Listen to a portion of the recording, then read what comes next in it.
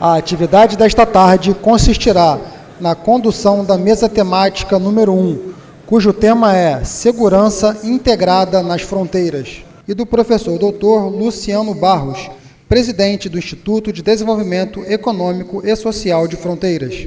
Boa tarde a todos, todas. A palavra é vossa. Muito obrigado, professor Tomás. Eu queria só subir sim, aquela apresentação, mas a ideia é tentar corroborar com o que já disse o Benoni, também Bittencourt veio nessa esteira trazendo a Política Nacional de Fronteira, né? Que são os principais desafios que nós vamos encontrar para poder desenvolver estas áreas e fazer frente a todos os problemas, as mazelas que nós encontramos aqui nesse tão extenso território, né, de 16.800 quilômetros. Acho que eles não conseguiram encontrar lá. Eu acho que está como ECM e DESF, é uma que foi colocada de manhã e não volveu aqui.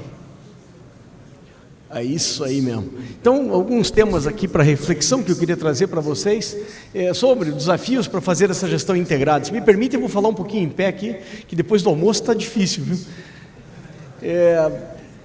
Então, aqui, os crimes e segurança da fronteira, a gente vai mostrar um pouco um mapa disso, algumas amostragens, sociedade nas fronteiras, o que é que tem aí, quem vive nestas áreas, tão extensas áreas de fronteira, e os caminhos para uma construção de uma agenda positiva, uma agenda específica para a fronteira, né?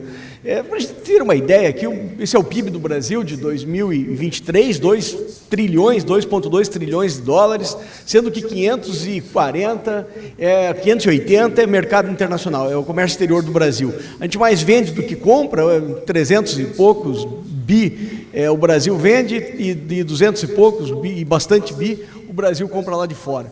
Então, o desafio disso é exatamente isso aqui, olha. Aqui estão os portos, são estes pontos aí que são os pontos de entrada e saídas deste mercado internacional. E aqui está estes grandes pontos de fronteira, nós temos 34 estações aduaneiras que estão na área de fronteira, são praticamente uma por cidade gêmea, mais as estações do interior e todo esse litoral, que a gente já vai chegar nisso quando a gente começa a olhar esse mapão aí, que a fonte é a Receita Federal, né? Na frente, é para lá. E aqui nós fizemos um levantamento, um relatório para esse programa do Eurofront para a América Latina. E aí nós chegamos numa amostragem de 3 meses. Esses são os principais crimes na fronteira do Brasil, né?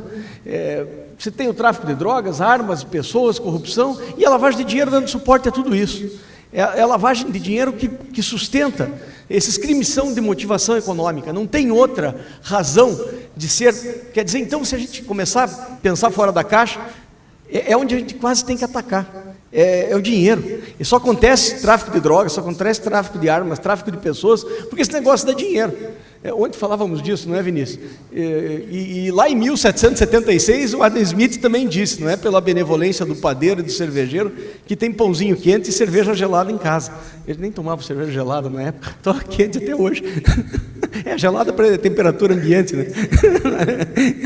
Mas, enfim, esse é o desafio, é atacar essa lógica econômica não é outra, né? E aí está ali, vocês viram já o referenciamento desses crimes. Aqui eu trago um pouco por crime. Comecem a olhar essas bolinhas que estão aí, isso é exatamente aonde for acontecer as apreensões. Então você começa a ter um caminho desse crime organizado. Isso aqui é agrotóxico, isso aqui é droga. Olhem para os outros países também, esse relatório foram feitos para 7 países e 4 fronteiras.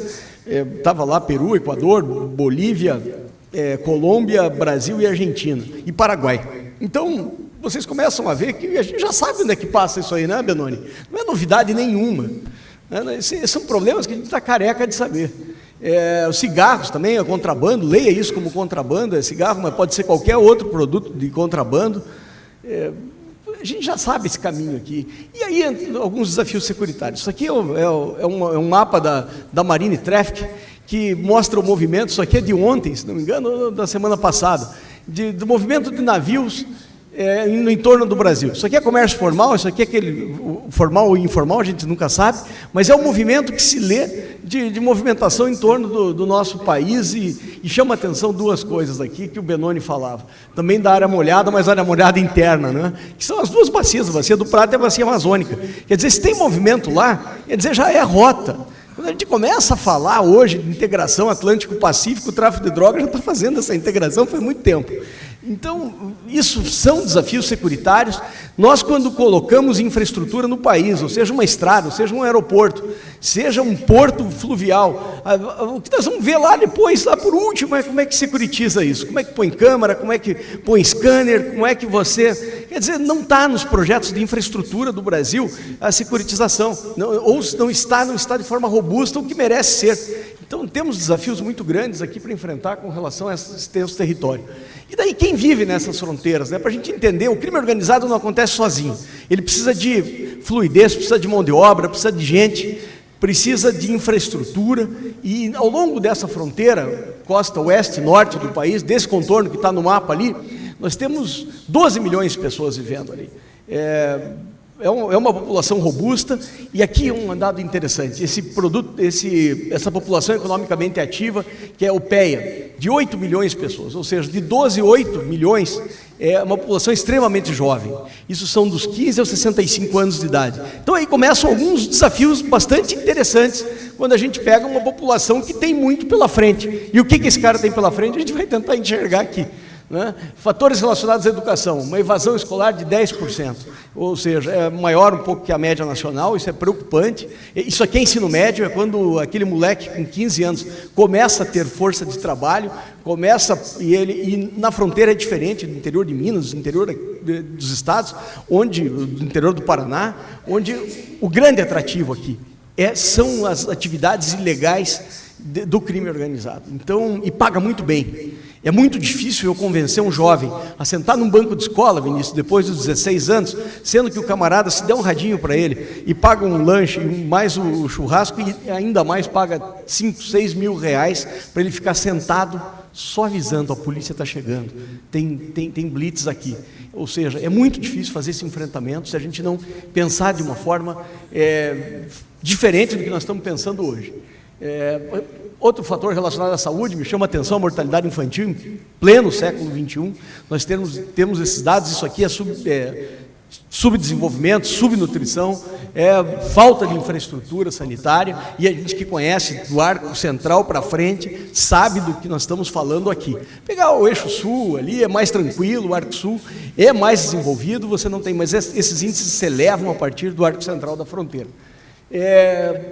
Segurança, aqui é interessante, aqui é muito interessante.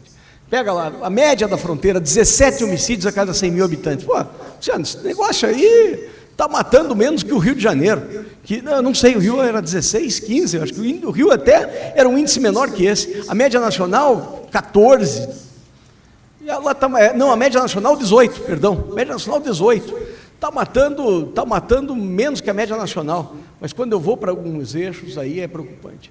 Aqui, Coronel Sapucaia, na fronteira que o Tomás conhece muito bem ali, vai para 76, e aí nós pegamos o garimpo lá em Caracaraí, 90 municípios a cada 100. Então, quer dizer, são áreas bastante violentas, são áreas onde o crime organizado não deixa com que as atividades formais acabem tomando conta, e aí falta de Estado brasileiro, falta de presença para poder fazer esse enfrentamento.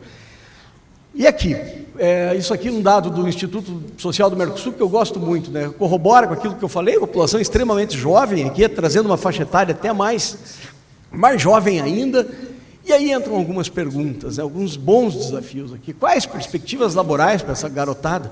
O que esse cara vai fazer da vida?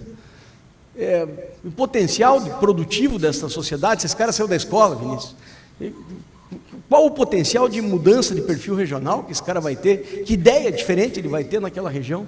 Ele vai conseguir ser engenheiro para mudar a estrutura? Um urbanista? Começam a plantar as dificuldades que nós vamos ter que enfrentar.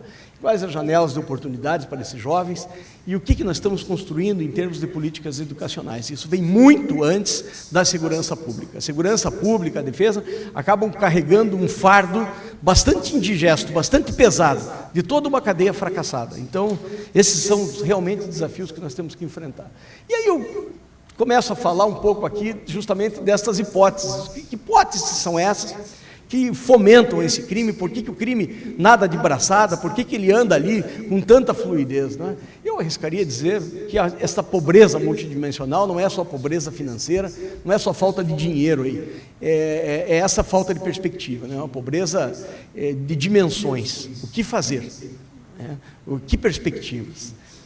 Economias informais, exatamente isso que nós encontramos ali. Depois, além dos vazios de território que nós falávamos, tem esse vazio de poder, que é mais grave que o vazio de território. Você não precisa ter extremamente ocupado, não precisa ter edifícios, não precisa ter avenidas largas, não precisa ter muita gente naqueles espaços.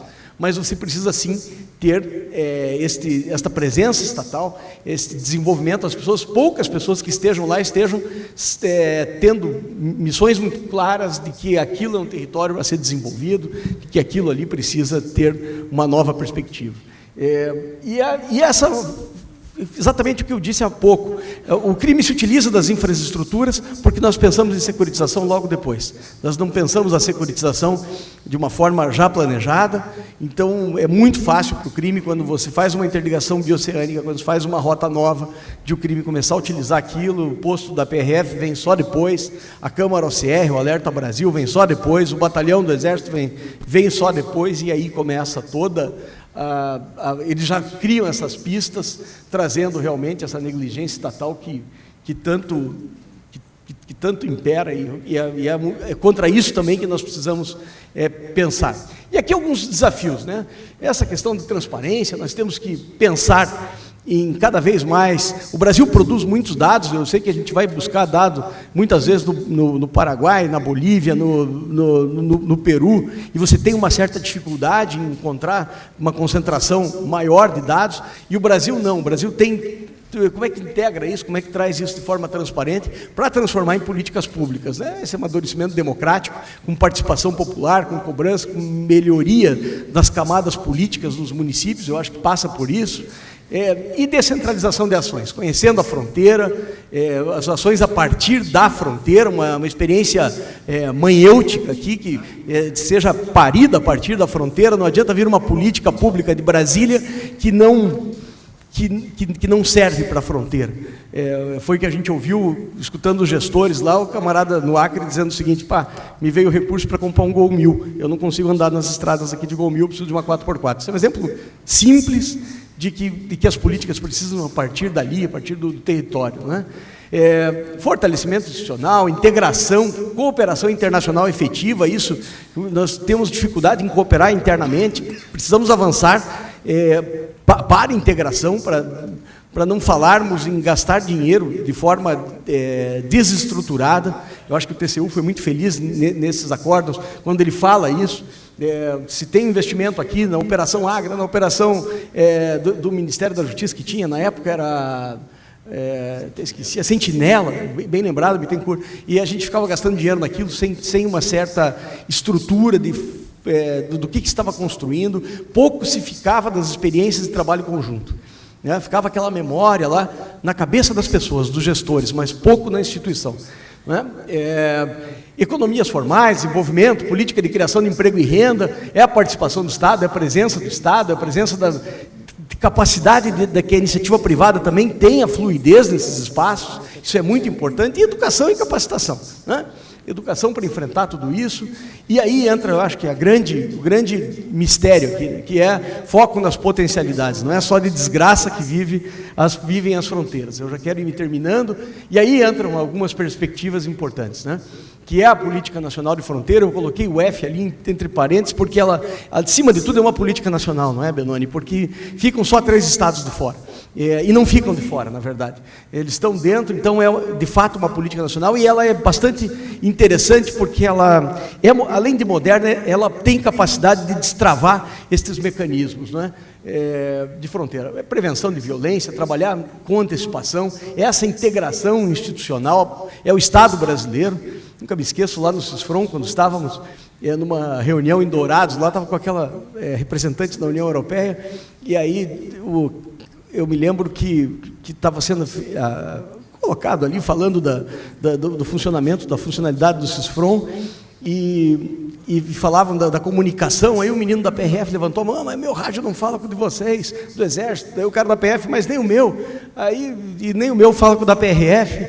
Aí a menina da União Europeia, sem entender nada, perguntou assim: olha, o dinheiro não é da União, não vem do Brasil, não são todas instituições federais, por que vocês não compram rádio tudo junto e não param com esse negócio?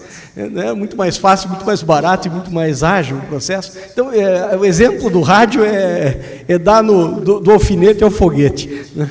Então, essa ingestão da informação, a gente produz muita coisa, mas gere muito mal os dados do Brasil. Então, a nossa gestão é muito precária ainda. E aí, nós ouvimos, fomos a campo, isso aqui já é o final, fomos a campo entrevistar os 11 gestores dos gabinetes de gestão integrada de fronteiras, dos 11 estados. Falamos com o secretário de segurança, falamos com o designado na época lá para cada gabinete, e aí vieram coisas interessantes, que é exatamente o que a gente já sabe. Isso aqui foi o que eles disseram lá na pesquisa, né? Precisamos de capacitação integrada, precisamos de uma coordenação alternada e, a nível de gerência, também alguém que olhe o todo desses estados, desses gabinetes, que olhe a partir de Brasília também, para que tenha, quem sabe, uma governança maior e que haja alternância desta gestão, não é? Da coordenação desses gabinetes. Aprimoramento legislacional, o Brasil ainda carece, algumas coisas têm que ser evoluídas, a política vem como um bom arranque para isso, né? Maior envolvimento dos entes federais, isso também é uma queixa lá dos gabinetes de gestão integrada, que eles estão muito no local, discutindo os problemas locais, conhecem os problemas locais, daí às vezes não chega a Brasília, não chega o recurso.